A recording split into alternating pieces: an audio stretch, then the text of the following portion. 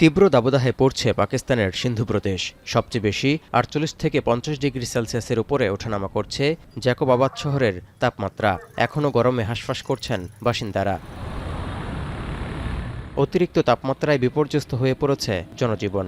রোদের তীব্রতা এতটাই বেশি যে পথচারীদের মাথায় পানি ঢালতে দেখা যাচ্ছে। এমনকি চলার পথে তৃষ্ণা মেটাতে পানির সন্ধান করছেন সব বয়সী মানুষ। থমকে গেছে জীবনযাত্রা।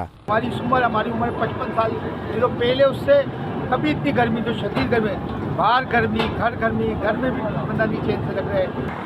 হিট স্ট্রোক সহ গরমজনিত অন্যান্য অসুস্থতায় হাসপাতালগুলোতে বাড়ছে রোগীর চাপ। কিন্তু তাপপ্রবাহ মোকাবিলায় হাসপাতালে উল্লেখযোগ্য কোনো ব্যবস্থা না করায় এবং বিনামূল্যে খাবার পানি সরবরাহ না থাকায় সরকারের উপর ক্ষোভ ঝাড়ছেন ভুক্তভোগীরা।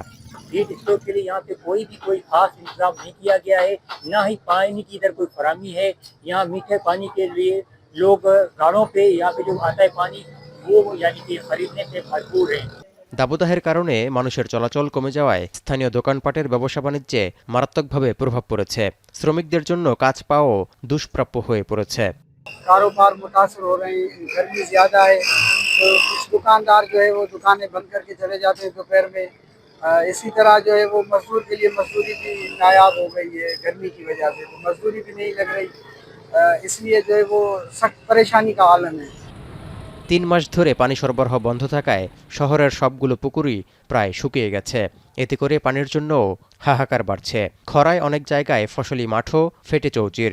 তবে শনিবার থেকে তাপপ্রবাহ ধীরে ধীরে কমে আসবে বলে জানিয়েছে পাকিস্তানের আবহাওয়া বিভাগ। এদিকে এরই মধ্যে শুরু হয়ে গেছে এল নিনোর প্রভাব। এর হানায় গত ৭৫ বছরের বেশি সময়ের মধ্যে চলতি বছর বিশ্বের তাপপ্রবাহ সর্বোচ্চ তীব্র হওয়ার শঙ্কা রয়েছে। জুন থেকে আগস্ট পর্যন্ত এল নিনোর প্রভাব স্থায়ী হওয়ার পূর্বাভাসও দিয়েছে বিশ্ব আবহাওয়া সংস্থা। এতে করে বিশ্বজুড়েই তাপপ্রবাহ, বন্যা, খরা ও দাবানল ধেয়ে আসার বিষয়ে সতর্ক করেছেন আবহাওয়াবিদরা। তৌহিদুর রহমান, এখন বিশ্ব।